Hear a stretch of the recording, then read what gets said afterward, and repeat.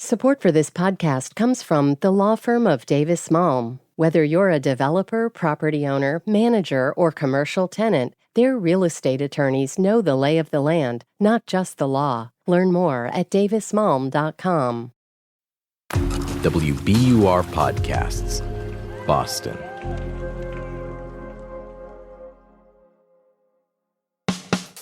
I'm Daryl C. Murphy, and you're listening to The Common.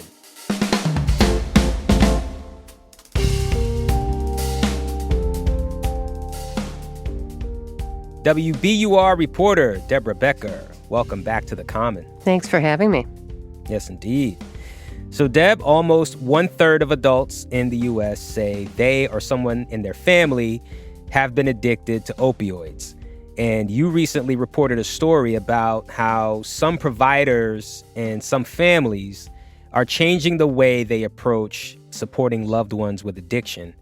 So, before we get into the nitty-gritty, just talk to us about how you came to this story.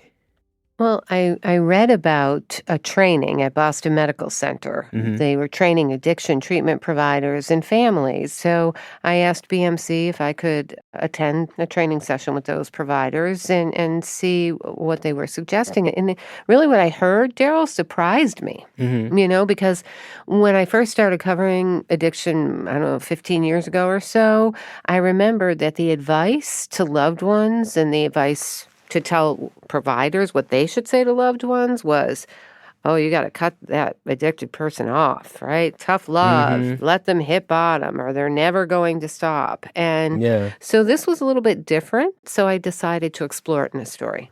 So your story focuses on Ken Feldstein and his son, Brendan. Tell us about them. So Ken found out that his son, Brendan, was struggling with heroin when Brendan was in college. He said his son Brendan was really, really in the throes of addiction for more than 7 years, went to dozens of treatment programs, and the family was really suffering through all of this as well. And Ken said he and his late wife, Barbara, went to support groups for loved ones, and the main advice to them was detach. Here's what Ken told me.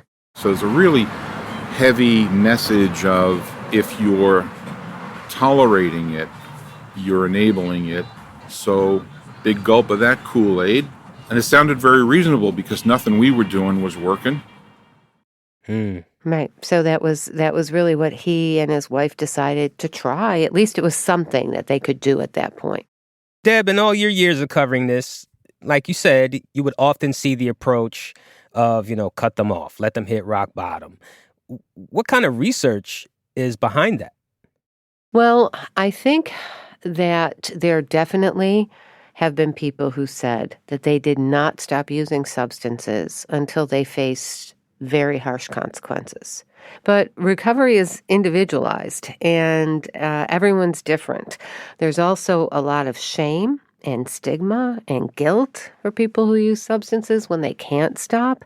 And cutting them off from their support system may just exacerbate those feelings and then sort of keep them in this cycle of using to numb themselves from the painful emotions that they're experiencing. So I think it all depends on your situation. But initially, I think people were looking for answers. And this may have been an answer for some to detach and to cut off and to let someone hit bottom. So I think people said, if it worked for Daryl, I'm trying it because that's the way out. But as we've learned in these many years since, there is no one way out. Well, now tell us about the approach you learned about, this more loving approach where you don't cut them off. So again, it's not black and white, but it's more supporting someone through recovery. And it's particularly hard for parents, right? Because these are the folks who are supposed to set the rules, right? To lead by example and tell people when they're in the wrong. And so in this case, it's not so much scolding and punishing. It's more accepting and saying, let me join you on your recovery journey and let's get you there. It doesn't automatically mean, oh, I'm going to let my loved one live in my house and use drugs openly all the time. Like, that's not what they're saying. They're saying it's more of a supportive journey based on how that particular family unit, if you will, defines its values and priorities. Well, how have you seen this play out with Ken and Brendan? So with Ken and Brendan, Ken said he realized that his son was living on the streets, was in a really dangerous situation, could have died. He wasn't comfortable with it. The rest of his family wasn't comfortable with it. And his son wasn't getting any better. These harsh consequences weren't working for Brendan. And so he decided that he was going to change. This is what he said. So what do you do, So I landed on love. I still feel that love wins. So Daryl, Ken said he basically set some boundaries, but he wasn't going to tell Brendan to stay away from the family. So for Brendan, what he says is that he noticed the shift almost immediately. He actually met his dad at a gas station one day, one of the few times he contacted his dad. And he said he could tell right away that things had changed. This is what Brendan said. It was just a mixture of love and sadness. It was what I would learn was sort of the moment that Dad had accepted, like his only job, in his words, was to love me. Of all the experiences that I had in trying to get sober and failing, that stayed with me. And so that was a big deal to him, to feel that his family wasn't so ashamed of him that they wouldn't even let him around. And then Brendan's mom entered hospice care. Brendan ended up taking care of his mom and realized he was the only one physically able to carry her to her bed. And he realized that he was really an integral part of this family. He said he realized his family was in such a state and he had an important role to play in this family to help his family heal, and he wasn't going to let them down. And that was a really key moment for him, and he has not used drugs in the decade since. Wow, that's beautiful.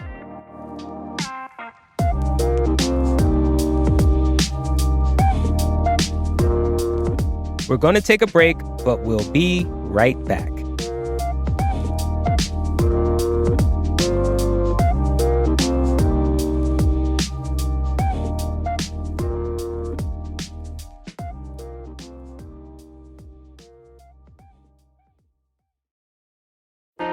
Politics has never been stranger or more online, which is why the politics team at Wired is making a new show, Wired Politics Lab.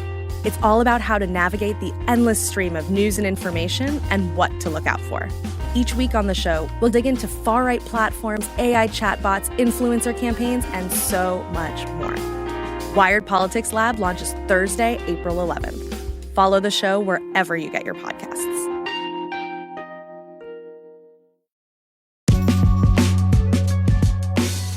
And we're back with more from Deborah Becker. Deb, let's go back to those BMC trainings that you mentioned at the top. How are they encouraging providers to change their approach to how loved ones can help someone in their family or close to them deal with addiction? Right. And I should mention that some of the folks I spoke with said, you know what? I think if you tell families that they should really be doing more and take more of a role, it's too much. It's not their job. And they say sometimes people don't stop unless they're uncomfortable. They don't stop using substances. So there is some debate about that. But during the trainings, I think it was surprising to me that so many providers were eager to include loved ones more in the process. And I spoke with Alicia Ventura with Boston Medical Center's Gragan Center for Addiction. She runs these trainings for providers. And she said, especially as addiction becomes increasingly dangerous with the deadly opioid fentanyl permeating the drug supply, there have to be some changes made, right? Treatment has to evolve. This is what she said. We need to start trying new things. And part of that really is going to be improving their interactions with their families and taking advantage of these people who innately love them and want to care for them. And Daryl, during the training, she suggested really specific things to these providers, like let a loved one make an initial call to get someone into treatment.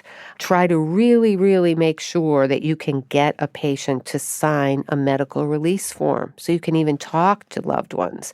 And if they refuse, advise loved ones, I might not be able to tell you what's going on here, but you can call me and tell me anything you want. And I can listen. And if you think that's going to help this person's treatment, I can see what I can do with that information. Just little ways around the current system right now that does not encourage family involvement. Yeah. Alicia mentioned the fentanyl that is currently driving this opioid crisis, right? The deaths of it and everything. Could you speak more about that and just talk about the urgency that is behind this current conversation right now? Or is that adding an urgency, would you say? Oh, absolutely. Fentanyl. Absolutely. I mean, fentanyl is not just in opioids, right? It's a very deadly opioid that's permeated a lot of different drugs. Right now, at least in Massachusetts, more than 90% of the people who have died of drug overdoses have had some combination of fentanyl in their system. So it makes drug use very, very dangerous. So, it's tough to say, let a loved one take that risk because it is incredibly risky now, much more so than it was even 5 years ago. With this new approach of, leading with love, did Alicia or any other trainers or anyone else mention how the larger community could play a part in supporting somebody with addiction? It's interesting. The way that Alicia Ventura described it to me was, addiction still, even though we've been dealing with this for a long time, it's not what she called a quote-unquote casserole disease, right? With other medical ailments, your neighbors, your community, they might bring over a casserole if a loved one has a certain ailment. With addiction, that doesn't happen. And she says a lot of that is because of shame. What she suggested is that people try to look beyond that and realize that if we really truly believe that addiction is a medical disorder, disease, then perhaps we should support those people who are struggling with it and their loved ones as well.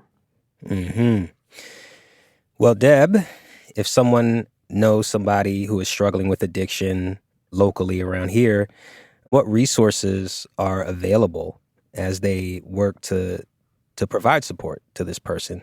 Well, the BMC trainings are not just for providers, they're also for families, and they're at no cost.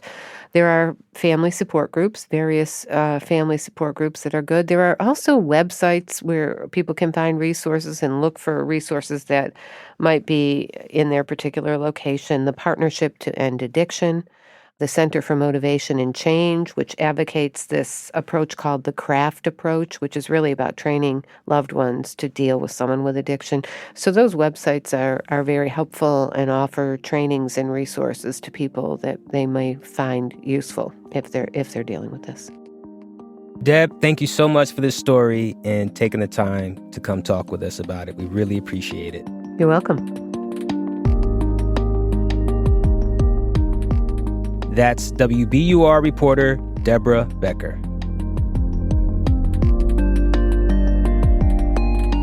And that's our show for today. Thank you so much for listening to The Common. If you want to check out Deb's full story, you can head on over to WBUR.org and look for the story, I Landed on Love, Families Try a Different Approach to Addiction. And if you want to get in touch with us, hit us up on Instagram at WBUR The Common or send us an email at thecommon@WBUR.org. I'm Daryl C. Murphy, and I will talk to you tomorrow.